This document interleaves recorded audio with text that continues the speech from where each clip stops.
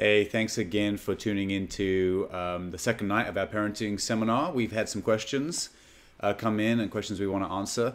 The first question is, what are some examples and signs from your child that can be evidence they aren't mature enough for the conversation about sex?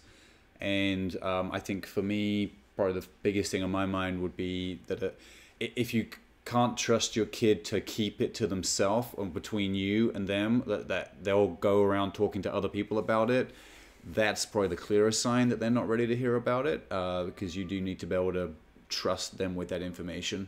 I think most kids, though, can probably have that conversation. But would you add anything to that? I would just say for us, our kids have been either 6 or almost 6.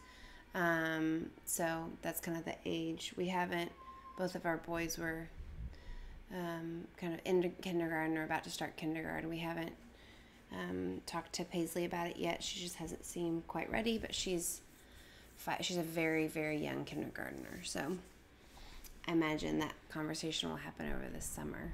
Yeah. Second question is, if you sometimes have trouble showing frustration/anger when disciplining, what are some things you can put into practice to help fix that? So I can talk from personal experience here. One thing I did was I made a list of all the types of situations that I tended to struggle with the most. So there was some very specific ones for me. So I noticed when we're in a public place and I'm taking them to a public restroom, I would get very frustrated with our kids, or just these certain types of things. I'd try to come up with what are the moments when I struggle the most with these things, and then basically we would talk about what are some things I can do before these situations where I can put myself in the right mindset so that I'm going into it patient. And it's just a matter of, it's honestly building a new habit, building a new practice. And would you add anything? Yeah, I think for me, I tend to get angry when there's the same reoccurring disobedient issue. I gotta go. I'm on kid duty today, and Finley's crying, so Yes, I'm gonna let Heather do some of this. So, excuse me.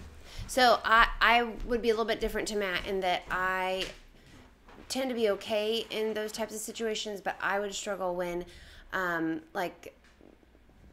there's just an ongoing disobedient issue, like it's the same thing over and over and over again. That's when I lose my patience. And so one of the things, and this is where accountability comes into play, is if I find myself repeating, and that is what makes me feel like a crazy person. So reminding myself to address the issue the first time, so that I can be calm, because kind of the more it goes on, the more upset I get. And you want to bring her over here?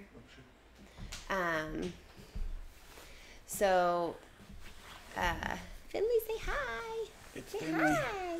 Let's pull her shirt down. Are you so happy? I guess that medicine's working, huh? He's a little sick girl. So Matt would kind of be the situations can make him upset. For me, it's the ongoing disobedient issue.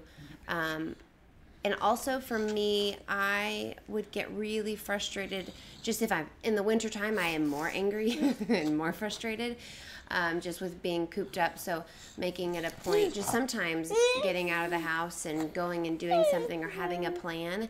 I'm not a big planner, but with multiple small children, I think it's really helpful to have a plan, have a goal.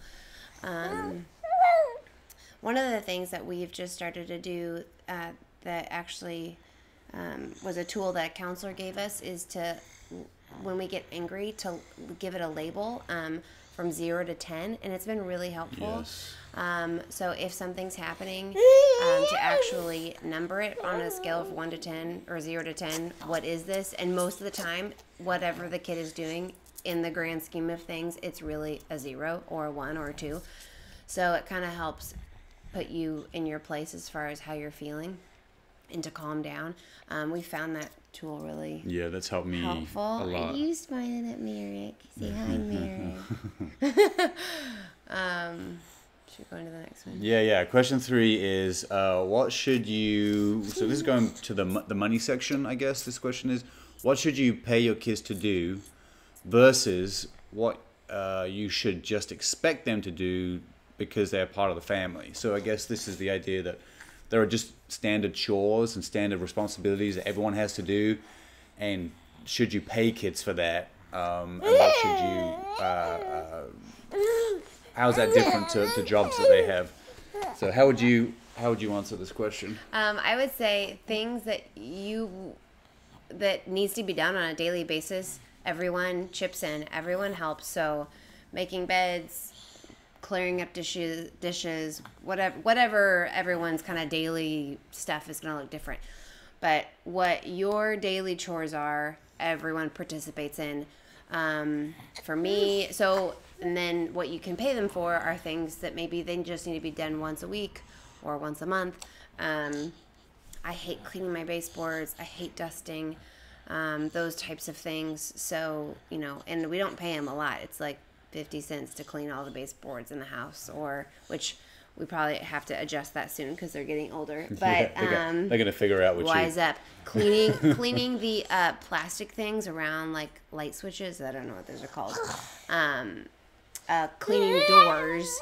So for me, it's more like monthly things. But if you want to pay your kids once a week to do those things, so that's probably what I would say. Yeah, that's a good answer. Next question is, what about an allowance? And obviously that's a very common thing to give kids allowances. We haven't done that yet, and I think we're not. There are definitely some positives about allowances, but I think especially when kids are younger, the most important thing is that they understand the value of work, and they understand the value of earning a salary for their work. And so an allowance, of course, is just free money. And the benefits are that maybe they've got more money to learn how to manage, but also there may be specific things, like it may be towards like clothing or things that they need. They're important things. So there can be some benefits to it, but starting that too young, we're not. This isn't really a right or wrong thing. I think the biggest thing we'd say is look to Scripture. Look to how does God train us? How does God develop us? We want to be careful not to breed an entitlement mentality in our children, where they just expect, my parents just give me everything.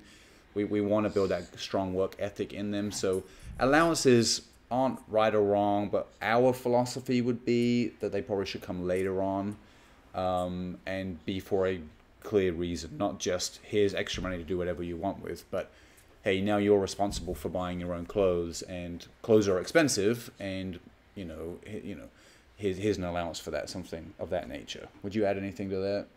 No. Okay. Next question is it ever right to lie to your kids in order to protect them? And there's kind of a sub question to this, like what about something like Santa? Telling your kids about Santa. What would you say?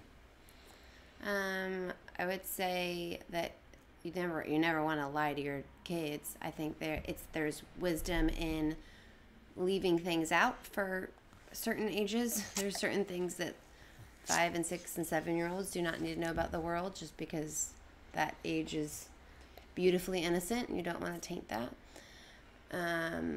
I know for us, we didn't. I don't know if I think it's wrong or right to do the whole Santa thing. We had kind of did what both of our parents did, where they told us about Santa, explained that he was not real, but then continued to still did Santa at Christmas time. So even to this day, my mom will write on presents from Santa. So, but we told them around 2.5, because that's when kids really start to hear about it and believe in it. And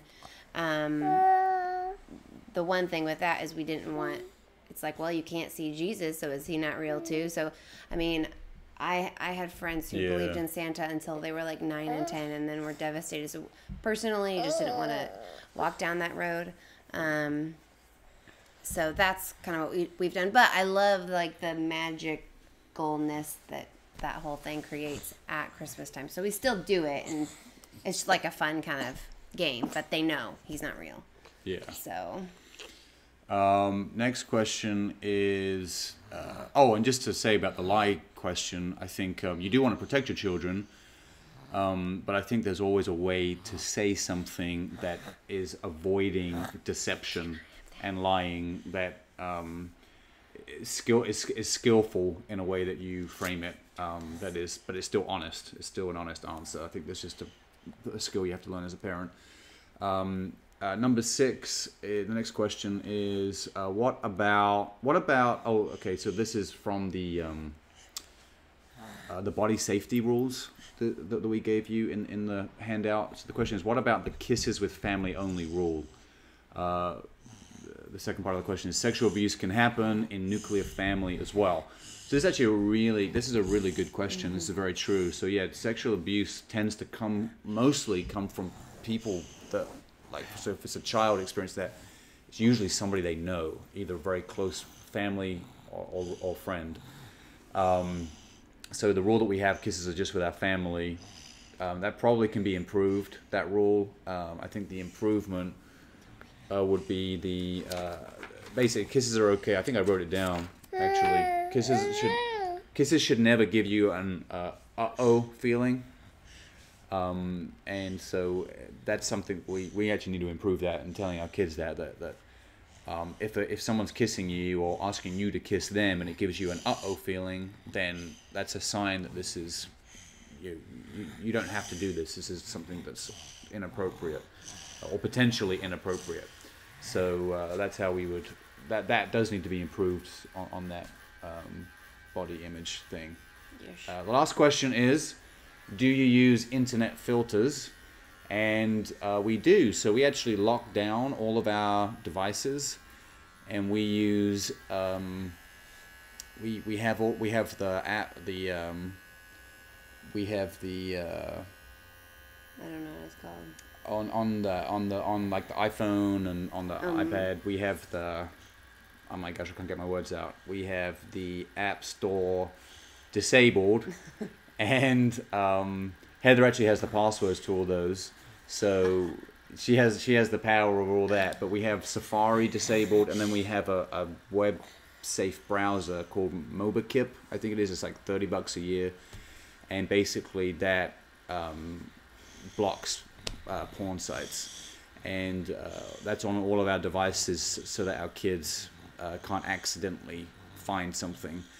And the other thing we do as well is we do have YouTube on one of our iPads, I think it is, but yeah, we our kids are not allowed to watch YouTube without, we have to be watching it with them if they want to watch anything. So we do have a few things in place to protect them in that. So, and we have caught our kids sneaking the iPad before when they're not supposed to be sneaking it. So when they do that, they lose the privilege of the iPad for a week or two. So that's their consequence, which is very sad for them. 3 or 4 weeks. Or 3 or 4 weeks, yeah, depending on how serious it is. So those are all the questions. Thanks again for tuning in. And Finley says goodbye, as well as us.